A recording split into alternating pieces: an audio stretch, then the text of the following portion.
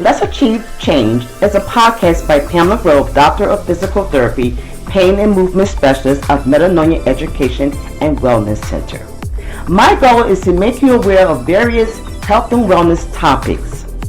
Every 2 weeks, Let's Achieve Change will appear with episodes with various topics with interviews and narratives, especially as it pertains to health and wellness and chronic pain and disabilities. I propose to be the voice for those silent sufferers out there. If you'd like to learn more about Let's Achieve Change or Metanoia Education and Wellness Center, please visit our website at changeachieve.com. Thank you. Hello. Thank you for joining me today on Let's Achieve Change. I'm Pamela Grove, Doctor of Physical Therapy, Pain and Movement Specialist of Metanoia Education and Wellness Center. Listen, if you want to make some changes, you have tuned into the right podcast. Now listen, don't forget to hit that notification button so that you can subscribe and you won't miss any future episodes on some changes you might want to make.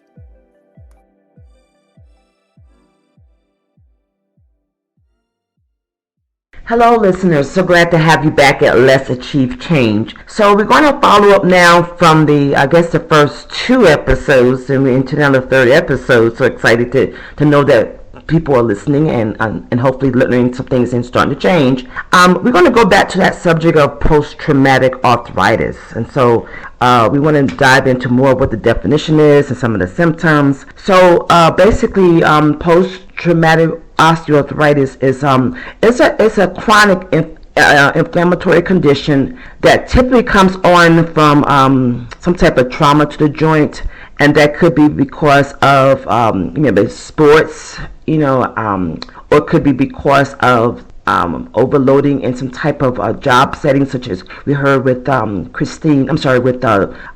Sarah and Charles in the first episode. It might come on, the symptoms might come on suddenly, or it might show months and years to manifest, okay? And the symptoms that we typically see are, you may see swelling, joint pain, and the joint pain could be in your hips, could be in the knees, could be in the shoulders, some of the main weight-bearing joints, could be in the ankles as well.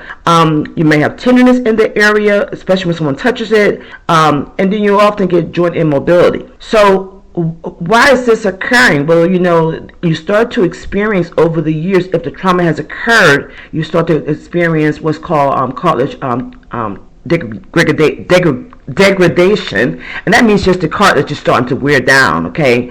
And so the body always detects when there's something wrong, right? And so it does a defensive mechanism of throwing out some type of inflammatory cell infiltration, trying to defend itself, trying to respond to the area, and then you may have some overall inflammation and fluid building up, and then maybe some hemoarthrosis. What is that? That's bleeding into that joint area. Okay, so basically, with all this happening, a person, may then start to continue to do their tasks, not realizing what's going on, but they know they have problems, but maybe they're not going to get checked out. And now you have the situation now where the muscles are starting to overwork because of the lack of integrity of that joint, right? And so then the muscle is straining, so now you can develop these small microscopic tears in the muscle fibers. Well, that's not often detected by x-rays or even scans. So a person can go get a medical follow-up and not be detected, and someone say clearly that the diagnosis is inconclusive, okay, despite the symptoms that a person might have. Okay, so just to set the record straight that this is something that does occur. It doesn't always, linger. It sometimes can resolve, but we have seen in the studies that it often does linger. And it's something, like I said, it manifests much later. Okay, so just wanted to make sure we have a better understanding of post-traumatic osteoarthritis. Okay. Arthritis itself is pretty much just, osteoarthritis itself is pretty much from just over the years of wear and tear, which is a little bit different, okay? However, the symptoms might be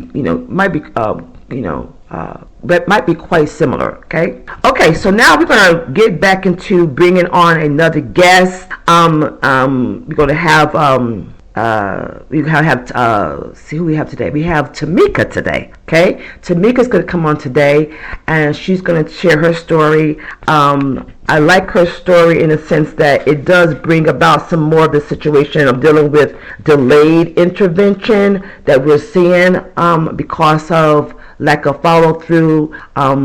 And possibly because of the type of systems we have out there now, and that it's just such a long time to even get in touch with physicians and get follow-throughs, and just a lack of continuity there. Okay, so listen carefully to Tameka. Thank you.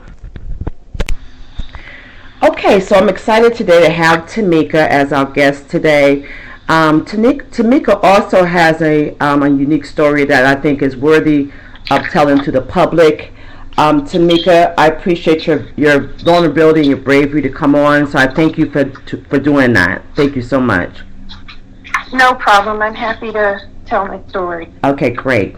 So Tameka, we know that you have chronic pain, and I'm quite sure you haven't had chronic pain all of your life. So just give us a little bit of a summary of when you think your chronic pain started, and then I'll try to dive into some questions. Go ahead. Well, I have several different types of pain that I deal with, but the pain that I deal with in my spine started very suddenly in December 2020. Okay. Honestly, I went to sleep one night, and the next day I woke up with jolts of electricity going through my neck, wow, like I was hit with lightning. Wow. And every 10 or 15 minutes, that jolt of lightning would surge through my neck. It was very jarring. I didn't know what was happening. Okay. And at the time, I didn't have any a way to go and see what was going on, so I kind of just had to wait it out. Okay. Eventually, it went away, and then it came back in June of 2020. So that was actually December 2019. Okay. It came back in June of 2020. Okay. And each time that it came back, it probably lasted for 2 or 3 months. Wow. The second time that it came back in June of 2020, it started out as just a soreness and a stiffness, and it was pretty severe pain. But what really took me by surprise is one morning I got up and I put a shirt on. Okay. And there was I don't know what to call, a spasm. Yeah. Okay. That went through my back. Okay. Okay. And I have a pretty high threshold for pain. Mm-hmm. But that spasm was so severe that I felt I had to go to the emergency room. Okay, so let's stop right there for a few minutes. So before 2019, you had not had any problems with your neck that you can recall? No, I had not. Okay, so let's get a little bit of backstory.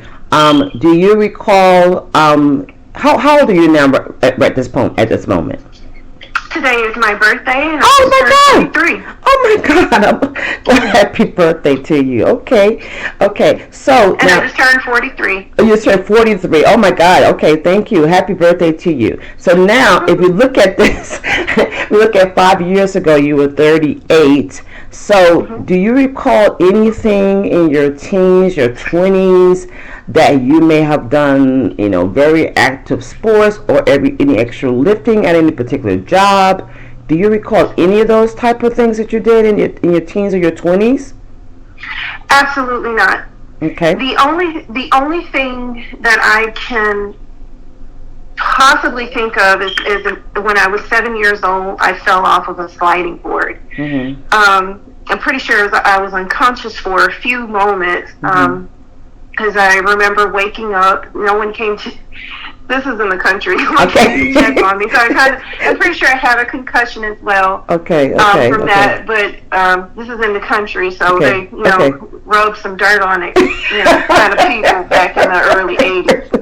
Okay. So I'm just trying to make sure, because I have to have a backstory and making sure that we're on target. So you don't remember any other injuries in that, and that was significant, and you don't remember having it being involved in sports or doing any type of lifting in your job at all. Okay. No. Okay. All right. So when did we finally get help? Went to the emergency room, and what happened then? Okay. I believe they did some sort of scan. I don't recall if it was an MRI or an X-ray. They gave me some hydrocortisone, and that did nothing. It did nothing to help. They waited about an hour or two. It didn't have any effect. So then they gave me a second dose of the hydrocortisone. Now, are these through injections, or these through IVs, or what are they? How are they administering it? They just gave me a pill. They gave me that and some ibuprofen. Okay. And they sent you home, or you? Yeah. Okay, I got you. Okay. Told me to go see a doctor. Okay. Okay. So at that point, that was like in 2020. So did you continue to try to do a conservative treatment on your own? Did you finally seek further medical attention, or what did you do at that point? After that, I think I started going to, because I had no guidance of what to do. Okay. I had no guidance of what to do. I did not have a primary care doctor at the time that I can recall. Okay. And so I think I started going to see a chiropractor. Okay. Who started doing some adjustments, and that did help. Okay. That did help. Okay. But it wasn't. So this kind of cycle of December to January, June to August. Okay. December to January, June to August. These are the times when the pain would kind of rear up, or show its ugly head. Okay. And in 2021, November, I started to have the pain again, and I did have a primary care doctor who referred me to physical therapy. Okay. And that was the first time that happened. Okay. So I went to physical therapy through December, January, and I think part of February, from 2021 to 2022. Okay. And the physical therapy did help. It took some time, but with consistency, I did see some improvement. But it's hard to tell, because the pain, like you said, it's chronic. It comes and it goes. There are times in my life when it's worse than others. Okay. All right. So let's interrupt with you telling me some good things here. Okay. So you did the physical therapy. You did see some results. You did mention a good word there, consistency. And I'm going to be letting the audience know more about that principle, because that is a major principle. We'll get back to later in some other episodes later. But let's talk a little bit about the fact that you didn't have a PCP earlier. Was it because you didn't have insurance? Is that what the reason was? Is that what it was? No. Okay. Okay, so I started. I had an insurance. I had an insurance throughout 2020, throughout 2021. That was a really good insurance, but I didn't have a primary care doctor. With that insurance, you kind of have to choose your own thing. So I just focused on the specialist. I got you. For the different issues I had going on. I got you. Okay. Just want to make sure I understood that. Okay. So hold that thought. I just want to make sure I understood that. Okay, because I want to make sure that it wasn't because you didn't have insurance, because that's a whole other can of worms. Okay. So so we had insurance. You had your choice of specialists at that point.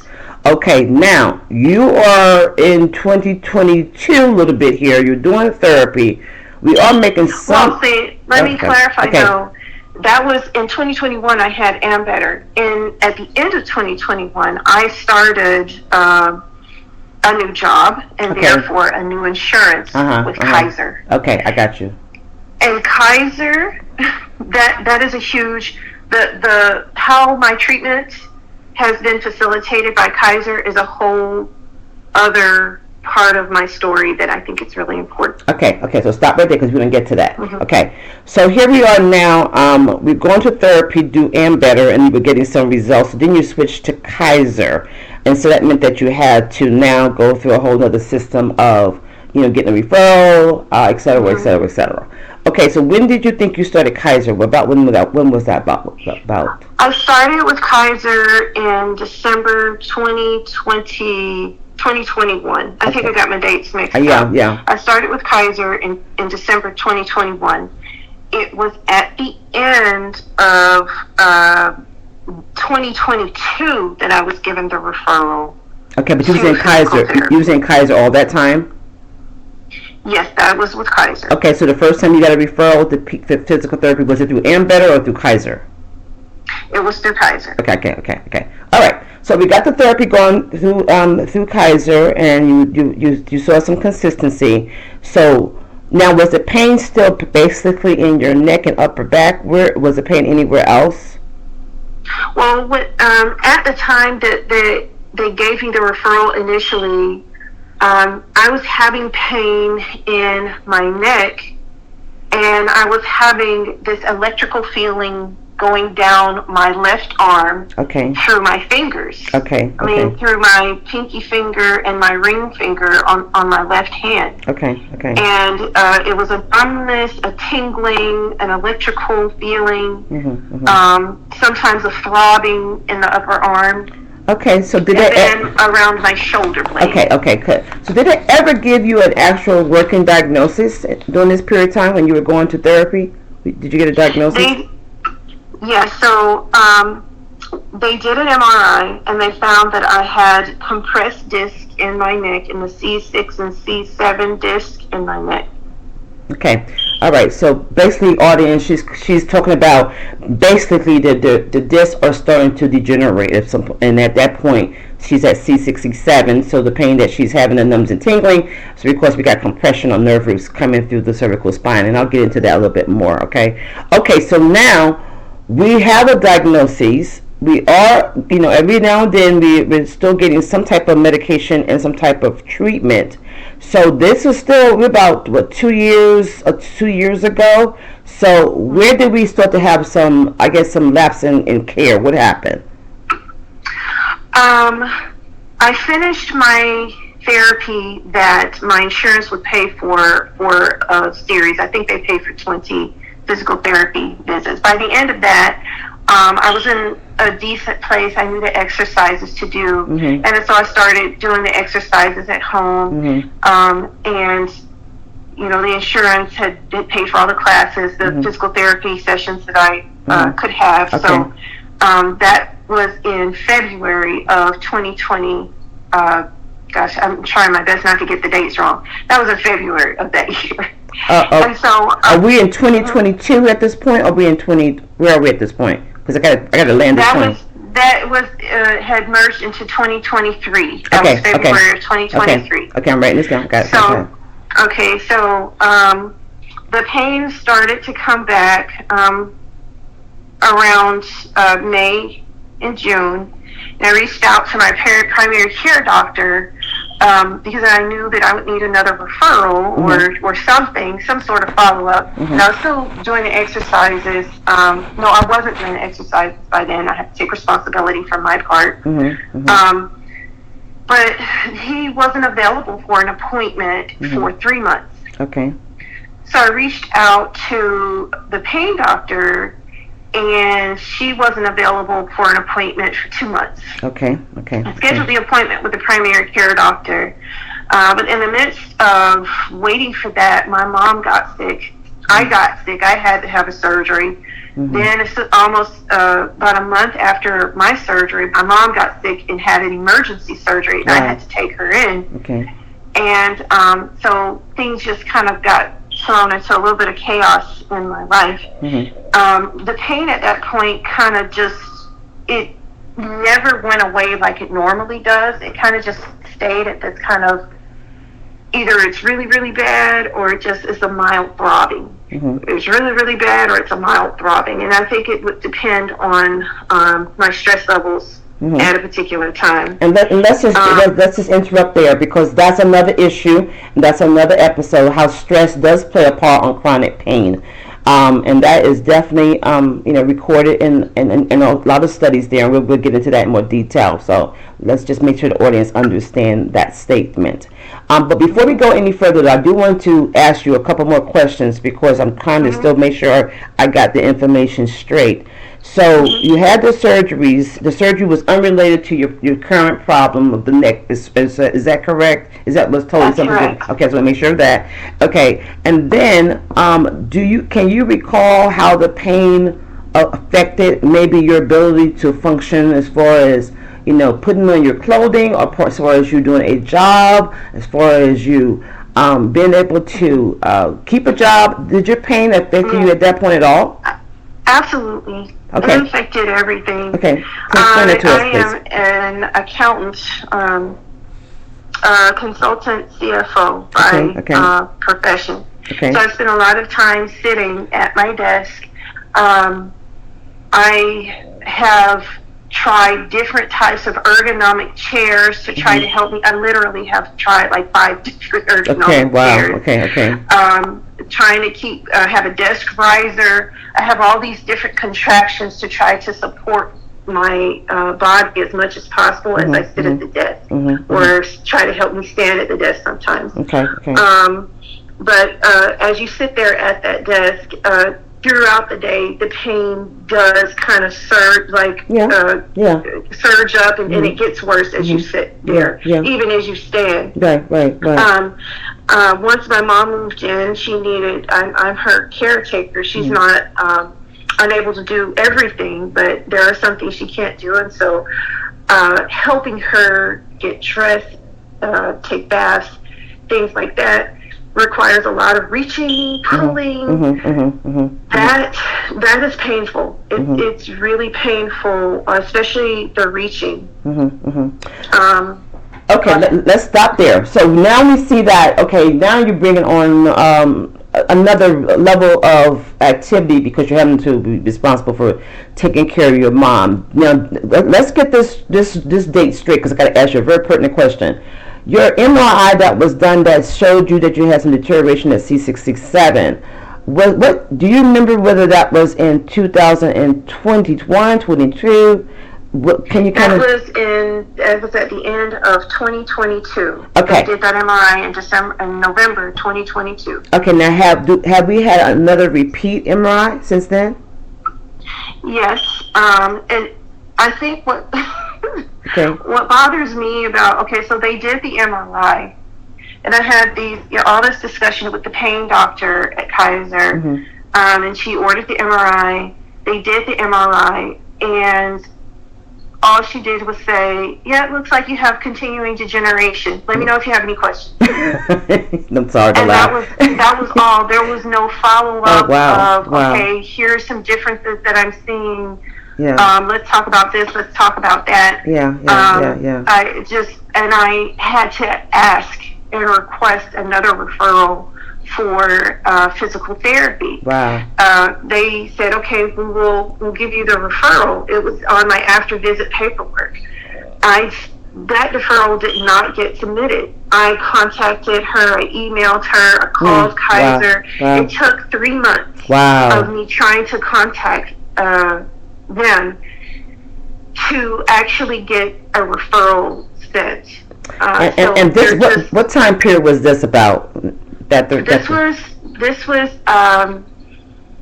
was from the end of 2023 to current. Wow. Okay. Wow.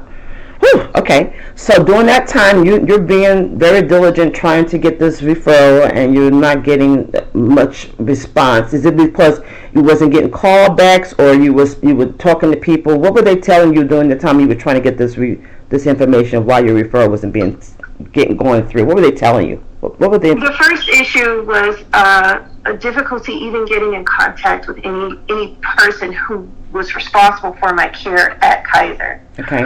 I couldn't send them any messages because there was always technical problem with the KP portal. When I would call, I couldn't reach anybody. I would leave a message either with member services or a nurse, and I wouldn't get a response back. The appointments, as I was telling you earlier, are months out, many months out. Wow. So and there was a time that I actually finally had a follow-up in-person appointment with the pain doctor to talk to her about getting the referral, because I had tried to send a message by email, call, nothing. Right. So I actually scheduled an appointment, which I had to wait for. I went in for the appointment, and then I was told that they were an hour behind in seeing patients, and this is during a work day. So I have, I haven't taken the entire day off to go to this doctor's appointment. I took enough time to get there, have the appointment, and get back reasonably. Right. But an hour, I could not wait an hour for them to see me.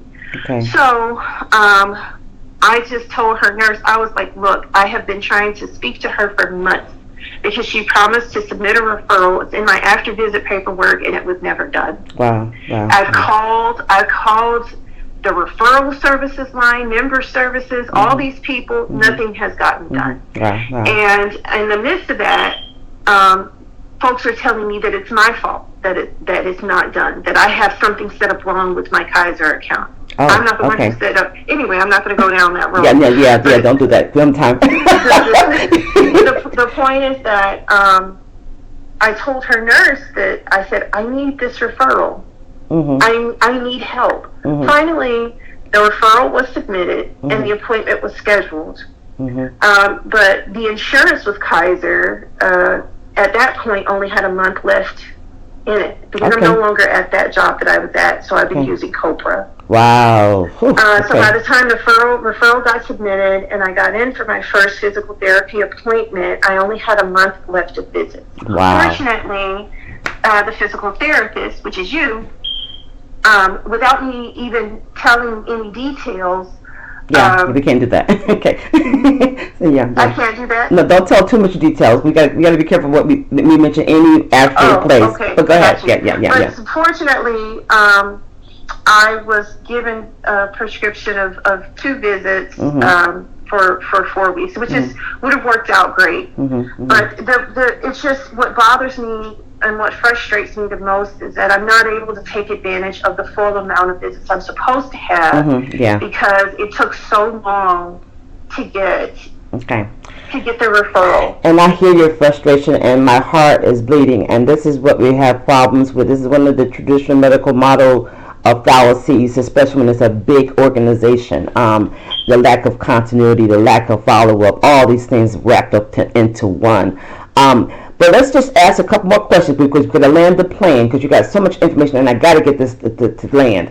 So during that time you were waiting, this is months here, do you think your pain was worsening? Do you feel as if you were having increasing difficulty managing your life during that period of time?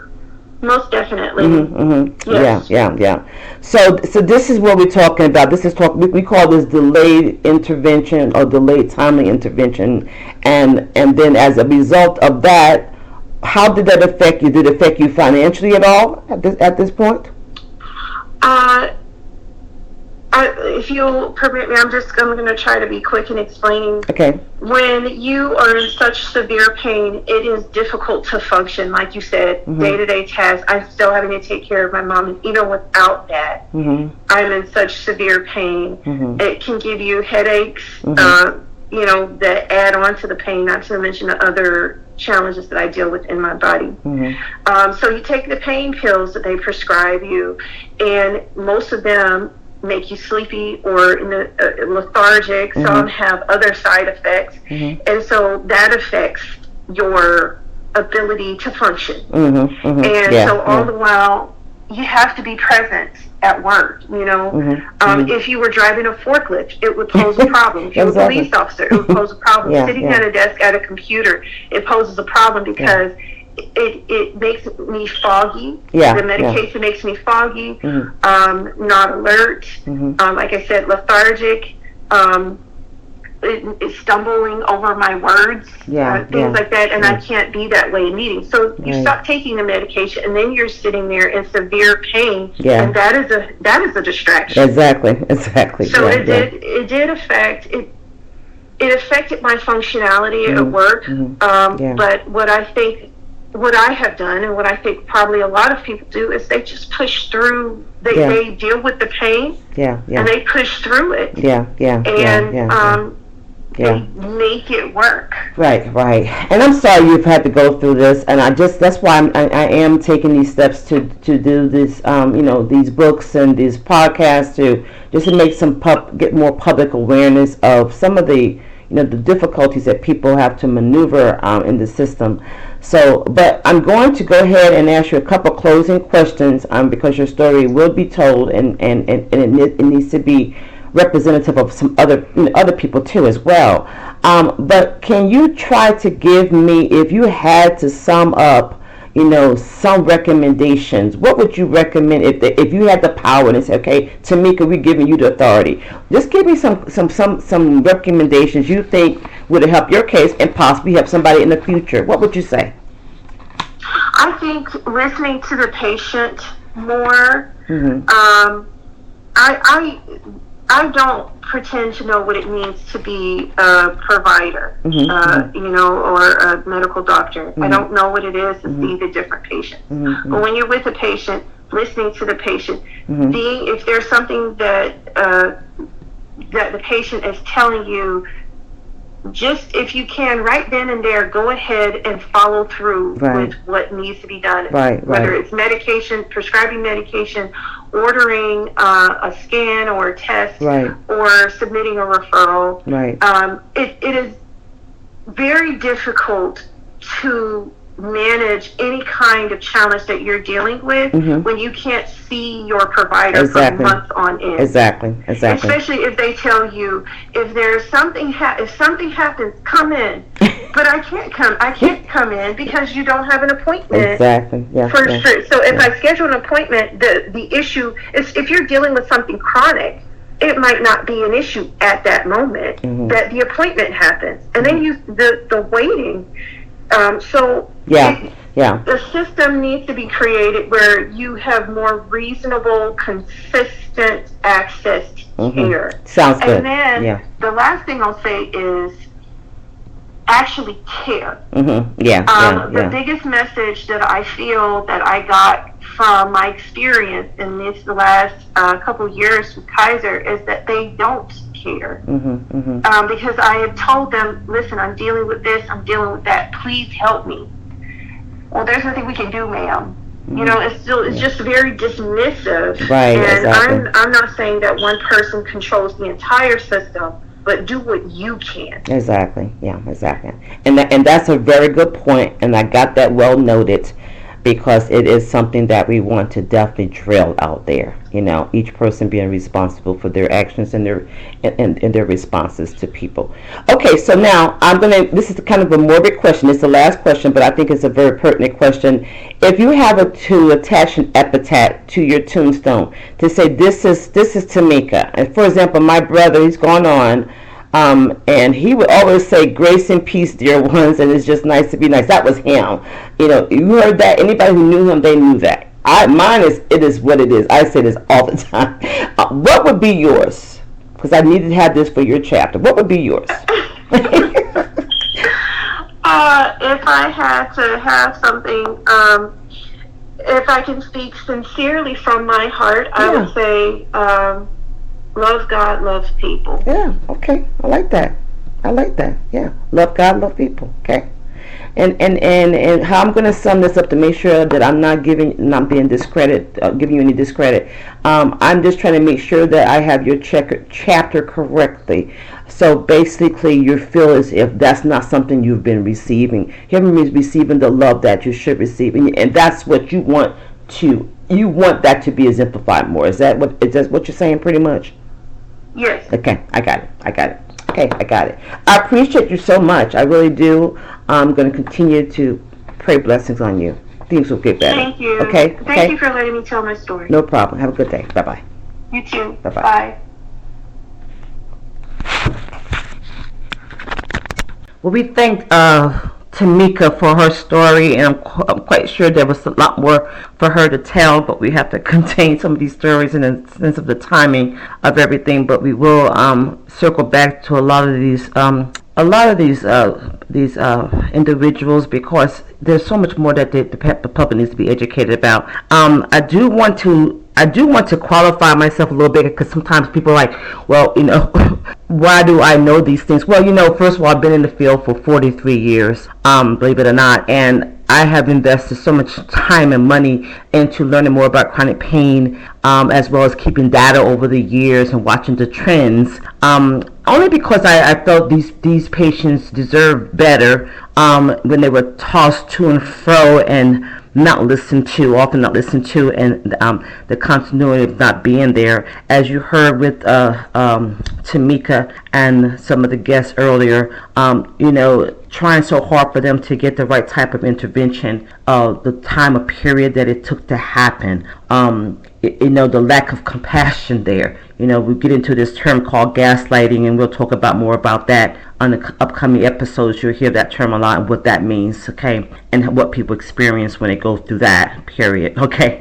I also want to say too that I think I always say there's just too many cooks in the kitchen kind of thing. You have all these lots of ingredients. You give people all these ingredients, but you don't give them you don't give them a stable recipe. How they're going to put together, how they're gonna put this together. You know what I'm saying? So I think it's a lot of the problem has been a lack of education, and that's why I have chosen to go out there and educate and be the voice for these sufferers. Okay, so I'm so glad you have listened today. What we're gonna do is we're gonna go into the fourth episode, bringing out some more of the problems that happen because of delayed intervention, but also I want to start to cover some of the aftermath and the trickling effect of chronic pain and disabilities, because we're starting to hear some of those things come out too, of the relationship changes and the financial situation, and et cetera, et cetera. Okay, thank you so much. We'll talk to you next time. Thank you for tuning in today at Let's Achieve Change. Don't forget to like, share, and subscribe. You will find out more about Metanoia Education and Wellness Center on our website at changeachieve.com. We welcome your questions and your feedback. Please feel free to fill out the form on the website, and we will contact you directly. I pray that you prosper and be in good health, even as your soul prospers. Remember, it's all about the change. Thank you.